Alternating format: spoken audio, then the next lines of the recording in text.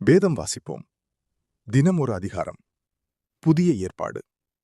யோவான் எழுதின சுவிசேஷம். அதிகாரம் 4.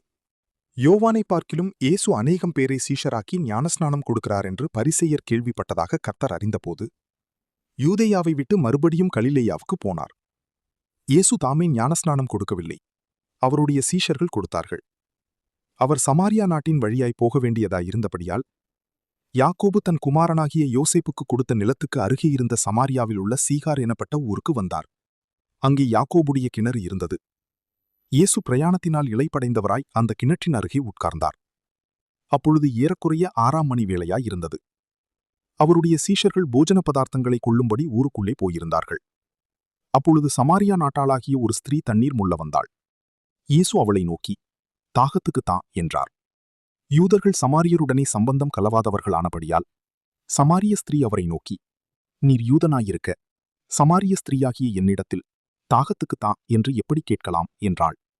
இயேசு அவளுக்கு பிரதியுத்தரமாக, நீ தேவனுடைய ஈவையும் தாகத்துக்குத்தா என்று உன்னிடத்தில் கேட்கிறவர் இன்னார் என்பதையும் அறிந்திருந்தாயானால் நீயே அவரிடத்தில் கேட்டிருப்பாய், அவர் உனக்கு ஜீவ தண்ணீரை கொடுத்திருப்பார் என்றார். அதற்கு அந்த ஸ்திரீ, ஆண்டவரே, முண்டு கொள்ள உம்மிடத்தில் பாத்திரம் இல்லையே, கிணறும் ஆழமாயிருக்கிறதே, பின்ன எங்கே இருந்து உமக்கு ஜீவ தண்ணீர் உண்டாகும்?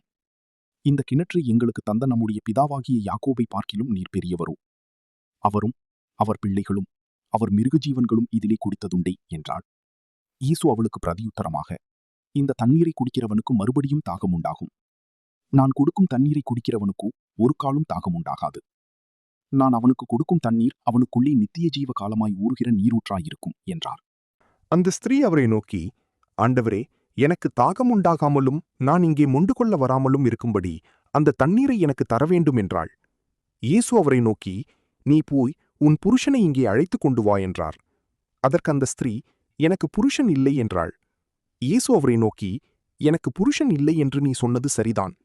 எப்படியெனில் 5 புருஷர் உனக்கு இருந்தார்கள், இப்பொழுது உனக்கிருக்கிறவன் உனக்கு புருஷன் அல்ல. இதை உள்ளபடி சொன்னாய் என்றார். அப்பொழுது அந்த ஸ்திரீ அவரை நோக்கி, ஆண்டவரே, நீர் தீர்க்கதரிசி என்று காண்கிறேன். எங்கள் பிதாக்கள் இந்த மலையிலே தொழுது கொண்டு வந்தார்கள், நீங்கள் எருசலேமில் இருக்கிற ஸ்தலத்திலே தொழுது கொள்ள வேண்டும் என்கிறீர்களே என்றாள். அதற்கு இயேசு, ஸ்திரீயே, நான் சொல்லுகிறதை நம்பு. நீங்கள் இந்த மலையிலும் எருசலேமிலும் மாத்திரமல்ல, எங்கும் பிதாவை தொழுது கொள்ளும் காலம் வருகிறது. நீங்கள் அறியாததை தொழுது கொள்ளுகிறீர்கள், நாங்கள் அறிந்திருக்கிறதை தொழுது கொள்ளுகிறோம். ஏனென்றால் இரட்சிப்பு யூதர்கள் வழியாய் வருகிறது. உண்மையாய் தொழுது கொள்ளுகிறவர்கள் பிதாவை ஆவியோடும் உண்மையோடும் தொழுது கொள்ளும் காலம் வரும், அது இப்பொழுதே வந்திருக்கிறது. தம்மை தொழுது கொள்ளுகிறவர்கள் இப்படிப்பட்டவர்களாயிருக்கும்படி பிதாவானவர் விரும்புகிறார். தேவன் ஆவியாயிருக்கிறார், அவரை தொழுது கொள்ளுகிறவர்கள் ஆவியோடும் உண்மையோடும் அவரை தொழுது கொள்ள வேண்டும் என்றார். அந்த ஸ்திரீ அவரை நோக்கி, கிறிஸ்து என்னப்படுகிற மீசியா வருகிறார் என்று அறிவேன், அவர் வரும்போது எல்லாவற்றையும் நமக்கு அறிவிப்பார் என்றாள். அதற்கு இயேசு, உன்னுடனே பேசுகிற நானே அவர் என்றார். அத்தருணத்தில் அவருடைய சீஷர்கள் வந்து அவர் ஸ்திரீயுடனே பேசுகிறதை பற்றி ஆச்சரியப்பட்டார்கள். ஆகிலும் என்ன தேடுகிறீர் என்றாவது, ஏன் அவளுடனே பேசுகிறீர் என்றாவது ஒருவனும் கேட்கவில்லை. அப்பொழுது அந்த ஸ்திரீ தன் குடத்தை வைத்துவிட்டு ஊருக்குள்ளே போய் ஜனங்களை நோக்கி, நான் செய்த எல்லாவற்றையும் ஒரு மனுஷன் எனக்குச் சொன்னார், அவரை வந்து பாருங்கள், அவர் கிறிஸ்துதானோ என்றாள். அப்பொழுது அவர்கள் ஊரிலிருந்து புறப்பட்டு அவரிடத்தில் வந்தார்கள். இப்படி நடக்கையில் சீஷர்கள் அவரை நோக்கி, ரபி, போஜனம் பண்ணும் என்று வேண்டிக் கொண்டார்கள். அதற்கு அவர், நான் புசிப்பதற்கு நீங்கள் அறியாத ஒரு போஜனம் எனக்கு உண்டு என்றார். அப்பொழுது சீஷர்கள் ஒருவரையொருவர் பார்த்து, யாராவது அவருக்கு போஜனம் கொண்டு வந்திருப்பானோ என்றார்கள். இயேசு அவரை நோக்கி, நான் என்னை அனுப்பினவருடைய சித்தத்தின்படி செய்து அவருடைய கிரியையை முடிப்பதே என்னுடைய போஜனமாயிருக்கிறது. அறுப்பு காலம் வருகிறதற்கு இன்னும் 4 மாதம் செல்லும் என்று நீங்கள் சொல்லுகிறதில்லையா? இதோ வயல் நிலங்கள் இப்பொழுதே அறுப்புக்கு விளைந்திருக்கிறதென்று உங்கள் கண்களை ஏறெடுத்துப் பாருங்கள் என்று நான் உங்களுக்கு சொல்லுகிறேன். விதைக்கிறவனும் அறுக்கிறவனுமாகிய இருவரும் ஒருமித்து சந்தோஷப்படத்தக்கதாக அறுக்கிறவன் கூலியை வாங்கி நித்திய ஜீவனுக்காக பலனை சேர்த்துக் கொள்ளுகிறான். விதைக்கிறவன் ஒருவன் அறுக்கிறவன் ஒருவன் என்கிற மெய்யான வழக்கச்சொல் இதனாலே விளங்குகிறது. நீங்கள் பிரயாசப்பட்டு பயிரிடாததை அறுக்க நான் உங்களை அனுப்பினேன், மற்றவர்கள் பிரயாசப்பட்டார்கள், அவர்களுடைய பிரயாசத்தின் பலனை நீங்கள் பெற்றீர்கள் என்றார். நான் செய்த எல்லாவற்றையும் எனக்குச் சொன்னார் என்று சாட்சி சொன்ன அந்த ஸ்திரீயினுடைய வார்த்தை நிமித்தம் அந்த ஊரில் உள்ள சமாரியரில் அநேகர் அவர் மேல் விசுவாசம் உள்ளவர்களானார்கள். சமாரியர் அவரிடத்தில் வந்து தங்களிடத்தில் தங்க வேண்டும் என்று அவரை வேண்டிக் கொண்டார்கள். அவர் 2 நாள் அங்கே தங்கினார். அப்பொழுது அவருடைய உபதேசத்தின் நிமித்தம் இன்னும் அநேகம் பேர் விசுவாசித்து அந்த ஸ்திரீயை நோக்கி, உன் சொல்லி நிமித்தம் அல்ல, அவருடைய உபதேசத்தை நாங்களே கேட்டு அவர் மெய்யாய் கிறிஸ்துவாகிய உலகரட்சகர் என்று அறிந்து விசுவாசிக்கிறோம் என்றார்கள். 2 நாளைக்கு பின்பு அவர் அவ்வடம் விட்டு புறப்பட்டு கலிலேயாவுக்கு போனார். ஒரு தீர்க்கதரிசிக்கு தன் சொந்த ஊரிலே கனமில்லை என்று இயேசுதாமே சொல்லியிருந்தார்.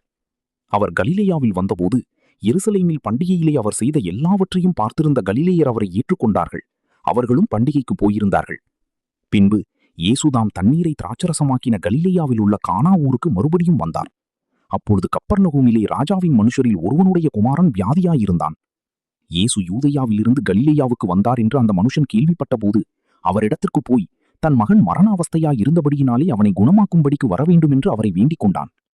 அப்பொழுது இயேசு அவனை நோக்கி, நீங்கள் அடையாளங்களையும் அற்புதங்களையும் காணாவிட்டால் விசுவாசிக்க மாட்டீர்கள் என்றார். அதற்கு ராஜாவின் மனுஷன், ஆண்டவரே, என் பிள்ளை சாகிறதற்கு முன்னே வரவேண்டும் என்றான். இயேசு அவனை நோக்கி, நீ போகலாம், உன் குமாரன் பிழைத்திருக்கிறான் என்றார். அந்த மனுஷன் இயேசு சொன்ன வார்த்தையை நம்பி போனான். அவன் போகையில் அவனுடைய ஊழியக்காரர் அவனுக்கு எதிர்கொண்டு வந்து, உம்முடைய குமாரன் பிழைத்திருக்கிறான் என்று அறிவித்தார்கள். அப்பொழுது எந்த மணி நேரத்தில் அவனுக்கு குணமுண்டாயிற்று என்று அவர்களிடத்தில் விசாரித்தான். அவர்கள், நேற்று 7ஆம் மணி நேரத்தில் ஜுரம் அவனை விட்டது என்றார்கள். உன் குமாரன் பிழைத்திருக்கிறான் என்று இயேசு தன்னுடனே சொன்ன மணி நேரம் அதுவே என்று தகப்பன் அறிந்து அவனும் அவன் வீட்டார் அனைவரும் விசுவாசித்தார்கள். இயேசு யூதேயாவிலிருந்து கலிலேயாவுக்கு திரும்பி வந்த பின்பு இது அவர் செய்த 2ஆம் அற்புதம். ஆமீன். கர்த்தருடைய ஆசீர்வாதம் உங்கள் மேல் இருப்பதாக. ஆமீன். ஆமீன்.